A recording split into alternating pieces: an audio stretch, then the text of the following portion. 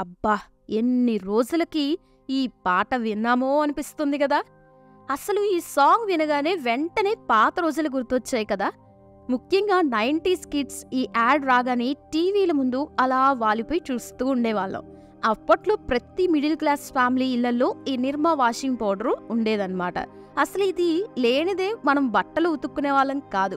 మరి మీరు కూడా ఈ పౌడర్ వాడారో లేదో కామెంట్ సెక్షన్లో కామెంట్ చేయండి. అయితే అప్పటి వాళ్ళు బాగా అలవాటు పడిన ఈ నిర్మా సర్ఫ్కి ఏం జరిగిందో ఏమో ఒకేసారి ఈ నిర్మా మనకు కనిపించకుండా పోయింది. ఇక ఇప్పుడైతే దాని పేరు గుర్తు చేసుకునే వాళ్ళు కూడా లేరు. మరి నిర్మా పౌడర్ ఎందుకు బ్యాన్ అయింది? అసలు ఎవరు దీన్ని తయారు చేశారు? అప్పట్లో ఒక రేంజ్లో ఊపిన ఈ నిర్మా ఒకేసారి డౌన్ అవ్వడానికి కారణం ఎవరు? నిర్మా ప్యాకింగ్ మీద ఉన్న పాపకి నిర్మాకి సంబంధం ఏంటి అనే విషయాలు మనం ఇప్పుడు ఈ వీడియోలో తెలుసుకుందాం. వీడియోని స్కిప్ చేయకుండా చివరి వరకు చూడండి, చాలా ఇంట్రెస్టింగ్గా ఉంటుంది. అలాగే వీడియోని లైక్ కూడా చేయండి. మీరు లైక్ చేయడం వల్ల నాకెంతో సపోర్టివ్గా ఉంటుంది. 1945 నాటి కథ అన్నమాట ఇది. అలాగే ఏడాది గుజరాత్లో నిర్మా కంపెనీ వ్యవస్థాపకుడు కర్బన్ భాయ్ పటేల్ జన్మించారు. పటేల్ తండ్రి వ్యవసాయం చేసుకునే ఒక సాధారణ రైతు. అయినా కష్టపడి తన కొడుకుని బీఎస్సీ కెమిస్ట్రీ వరకు చదివించాడు. కాకపోతే కర్బన్ భాయ్ సొంతగా ఏదైనా వ్యాపారాన్ని మొదలుపెట్టాలి అనుకున్నాడు. కానీ ఆ సమయంలో తన కుటుంబ సభ్యులు ఆర్థిక పరిస్థితి అంతగా బాలేదన్నమాట. దీంతో తన కుటుంబం ఆర్థిక పరిస్థితిని దృష్టిలో ఉంచుకుని ఒక ల్యాబ్లో ల్యాబ్ టెక్నీషియన్గా చేరాడు పటేల్. ఆ తర్వాత కొద్ది రోజులకి డిపార్ట్మెంట్ ఆఫ్ మైన్స్ అండ్ జియాలజీలో కెమిస్ట్గా అతనికి ప్రభుత్వ ఉద్యోగం దొరకటంతో అలా అతని జీవితం సాఫీగా సాగిపోతుంది. కానీ సడన్గా ఒకరోజు తన జీవితంలో ఊహించని ఒక విషాదం చోటు చేసుకుంది. అదేంటంటే తన కూతురు నిరుపమ ఒక రోడ్డు ప్రమాదంలో చనిపోయింది. నిజానికి పటేల్ తన కూతురు నిరుపమ బాగా చదువుకోవాలి అని దేశమంతటా పేరు ప్రఖ్యాతలు తెచ్చుకోవాలని కోరుకునేవాడనమాట. కానీ అకస్మాత్తుగా ఇలా కూతురు చనిపోవడంతో చాలా దిగులు చెందాడు. ఇక ఎలాగైనా తన కూతురు పేరు అందరికీ తెలియాలని బాగా ఆలోచించి వ్యాపార రంగంలోకి అడుగు పెట్టాలని నిర్ణయించుకున్నాడు. అలా కొద్ది రోజులు తన బ్యాక్ యార్డ్లో డిటర్జెంట్ పౌడర్ తయారు చేయటంలో మునిగిపోయాడు. ల్యాబ్లో అనేక కెమికల్స్ కలుపుకుంటూ ప్రయోగాలు చేశాడు. మొత్తానికి ఒక వాషింగ్ పౌడర్ ఫార్ములాని కనిపెట్టాడు. అయితే కర్బన్ భాయ్ తన కూతురి నిరుపమను పేరుగా ముద్దుగా నిర్మా అని పిలుచుకునేవాడు. అలా 1969లో తన కూతురు నిర్మా పేరుతో మార్కెట్లోకి ఆ వాషింగ్ పౌడర్ని తీసుకొచ్చాడు.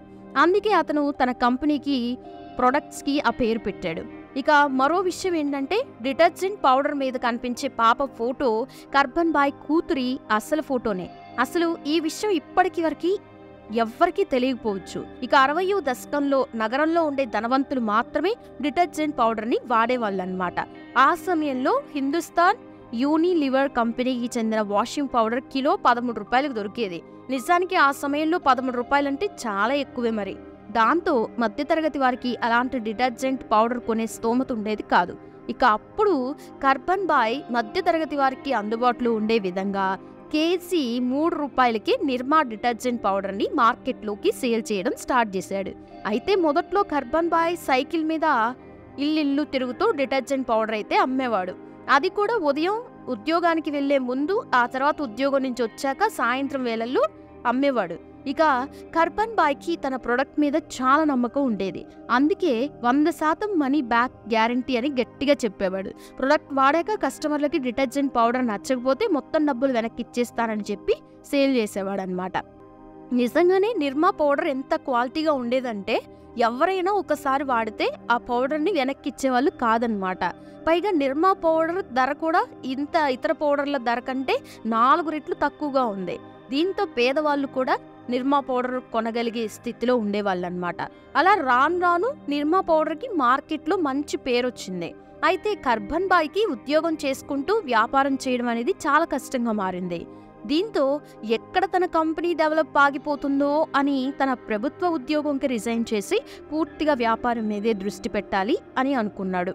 నిజానికి ఒక మధ్యతరగతి కుటుంబానికి ప్రభుత్వ ఉద్యోగం వదులుకోవడం ఎంత కష్టమైన పనో మనందరికీ తెలుసు. అది కూడా అప్పటి కాలంలో. కానీ కర్బన్ భాయ్ తన వ్యాపారం కంటే ఏది ఎక్కువ కాదు అనుకుని తన జాబ్ని వదులుకున్నాడు. ఆ తర్వాత తన కంపెనీని ఇండియా అంతా ఎలా విస్తరించాలని ఆలోచించాడు. అందుకే కొద్దిమంది సేల్స్ మ్యాన్ను పెట్టుకున్నాడు. దీంతో సేల్స్ మ్యాన్ ద్వారా తన ప్రొడక్ట్ని అన్ని షాప్లలో ఉండేలా చేశాడు. అలా కస్టమర్లు షాప్కి వెళితే తక్కువ రేటుకే ఒక డిటర్జెంట్ పౌడర్ అందుబాటులో ఉందన్న విషయం అందరికీ తెలిసేలా చేశాడు. అలా షాపుల వాళ్ళు నిర్మా పౌడర్ని తమ షాపుల్లో పెట్టి అమ్మకానికి సిద్ధపడ్డారు. కానీ ఒక షరతు పెట్టారు. నిర్మా పౌడర్ని డబ్బులు పెట్టి కొనకుండా అప్పుగా తీసుకునేవారు. ఎందుకంటే తమ షాపుల్లో నిర్మా పౌడర్ పెట్టి అమ్మితే తమకి నష్టం వస్తుందని భయపడేవారు. అందుకే సేల్స్ మెన్ నుండి అప్పు రూపంలో సరుకు తీసుకునేవాళ్ళు అనమాట. ఇక సరుకు మొత్తం అమ్ముడుపోయాకి డబ్బులు చెల్లించేవారు. అయితే రీటైలర్స్ ఇలా నగదు వెంటనే ఇవ్వకపోవడం వలన కర్బన్ బాయ్కి ఆర్థికంగా ఇబ్బందులు బాగా ఎదురయ్యాయి. అసలు ఈ సమస్య ఎంతగా పెరిగిందంటే కంపెనీ బ్యాంక్ రద్దు అవుతుందేమోనని భయపడేవారు. అదే సమయంలో కర్బన్ బాయ్ అనుసరించిన స్ట్రాటజీతో మార్కెట్లో నిర్మాకు ఒక్కసారిగా డిమాండ్ అయితే పెరిగింది. మార్కెట్లో ఉన్న 90% సరుకును తిరిగి వెనక్కి రప్పించారు. ఇక సరుకు వెనక్కి రప్పించాక మొదటిసారి టీవీలో ఒక యాడ్ వేయించాడు. ఈ యాడ్తో ఒక్కసారిగా మార్కెట్లో కొత్త గాలులు వీచాయి. అయితే ఈ యాడ్ చూసి షాప్కి వెళ్తే వారికి నిర్మా డిటర్జెంట్ పౌడర్ దొరికేది కాదు. అలా అది మార్కెట్లో లేకపోయేసరికి కస్టమర్స్ నిరాశ చెందారు. మార్కెట్లోకి రాగానే నిర్మా పౌడర్ అమ్ముడు పోతుందని నమ్మేవారు. దీంతో కస్టమర్స్లో అంచనాకి మించి డిమాండ్ పెరిగిందన్నమాట. ఇలా డిమాండ్ పెరగడంతో షాప్ కీపర్స్ నిర్మా డిటర్జెంట్ పౌడర్ తెప్పించుకోవడం స్టార్ట్ చేశారు. అంతేకాదు ఒకప్పుడు నిర్మా పౌడర్ని అప్పుగా తీసుకున్న వీరు అందుకు భిన్నంగా నిర్మా డిటర్జెంట్ పౌడర్ని అడ్వాన్స్ ఇచ్చి మరీ తెప్పించుకుంటున్నారు. సో ఇలా నిర్మా కంపెనీ తమ ప్రొడక్ట్స్కి డిమాండ్ పెంచుకోగలిగిందనమాట. జనం నెల రోజుల పాటు టీవీల్లో నిర్మా యాడ్ చూశారు. దీంతో నిర్మా తమ ముందున్న కంపెనీలని వెనక్కి నెట్టి ఆ ఏడాది అత్యధిక సేల్లో ముందు వరుసలో నిలబడింది. ఇక 1988లో 60% మార్కెట్ని సొంతం చేసుకుంది. అలా 10 ఏళ్ల పాటు నిర్మా కంపెనీకి దరిదాపుల్లో కూడా ఇతర కంపెనీలు కనీసం పోటీకి కూడా రాలేదు. ఆ తర్వాత కంపెనీ నిర్మా డిటర్జెంట్ సోప్ని కూడా మార్కెట్లోకి ప్రవేశపెట్టింది. నిర్మా పౌడర్ లాగే నిర్మా సబ్బు కూడా చాలా పాపులారిటీని సంపాదించుకుంది. తక్కువ ధర, డిస్ట్రిబ్యూషన్ వ్యవస్థ, యాడ్స్, ఇన్నోవేటివ్ ప్రొడక్ట్స్ ఇలా వీటన్నిటి కారణంగా భారతదేశంలోని మార్కెట్లో మొదటి కంపెనీగా నిర్మా నిలబడింది. కానీ 2012 నాటికి మార్కెట్లో నిర్మా భాగస్వామ్యం 12% పడిపోయింది. అసలు ఇంత మంచి పేరు తెచ్చుకున్న నిర్మా మార్కెట్లో ఎందుకు ఇంత సడన్ గా వెనకబడింది? ఒకప్పటి అందరి ఇళ్లల్లో కనిపించిన నిర్మా ఇప్పుడు షాపుల్లో కూడా ఎందుకు కనిపించడం లేదనే విషయానికి వస్తే నిర్మా తన గుర్తింపును కోల్పోవడానికి అనేక కారణాలున్నాయి. మొదటిది ఇన్నోవేషన్. నిర్మా ఆదరణ కోల్పోవడానికి మొదటి కారణం ఆ కంపెనీ ఇన్నోవేషన్ చేయడం మానేసింది. నిర్మా మార్కెట్లోకి వచ్చిన సమయంలో చాలా ఇన్నోవేటివ్గా ఉండేది. కానీ ఆ తర్వాత కంపెనీ కస్టమర్స్కి అభిరుచికి అనుగుణంగా కొత్తగా ఆలోచించలేకపోయిందనమాట. అందుకే అనేక కొత్త కంపెనీలు ముందు వెనకబడిపోయింది. రెండోది డైవర్సిఫికేషన్. నిర్మా వాషింగ్ పౌడర్కి మంచి పేరు రాగానే అనేక ప్రొడక్ట్స్ మార్కెట్లోకి తెచ్చింది. దీంతో ఆ కంపెనీ తన దృష్టిని వాషింగ్ పౌడర్ నుంచి మళ్లించి ఇతర అనేక ప్రొడక్ట్స్ మీద పెట్టిందనమాట. దీంతో మారిన కస్టమర్స్ అభిరుచులకు అనుగుణంగా మారలేకపోయింది. 3 కన్స్యూమర్ పెర్సెప్షన్. నిజానికి నిర్మా ఉత్పత్తులు మధ్యతరగతి, దిగువ మధ్యతరగతి వారిని దృష్టిలో పెట్టుకుని తయారు చేసినవి. అలా ఈ కాన్సెప్ట్ 2010 వరకు వర్కౌట్ అయింది. కానీ 2010 తర్వాత కస్టమర్స్ అభిరుచులు, ఆలోచనలు మార్పు వచ్చింది. ప్రీమియం ప్రొడక్ట్ కావాలన్న ఆలోచన పెరిగింది.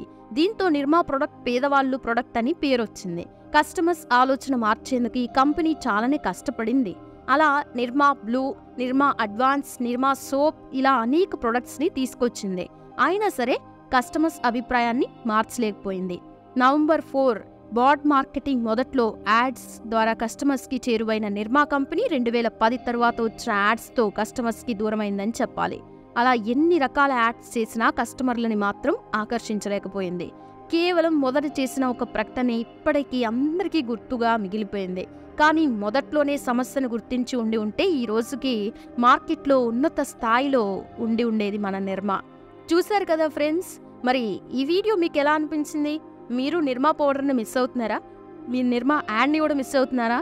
అలాగైతే కింద కామెంట్ సెక్షన్లో కామెంట్ చేయండి. వీడియో నచ్చితే లైక్ చేయండి, షేర్ చేయండి. మరిన్ని ఇంట్రెస్టింగ్ వీడియోస్ కోసం ఛానల్ని సబ్స్క్రైబ్ చేసుకోండి. Thanks for watching.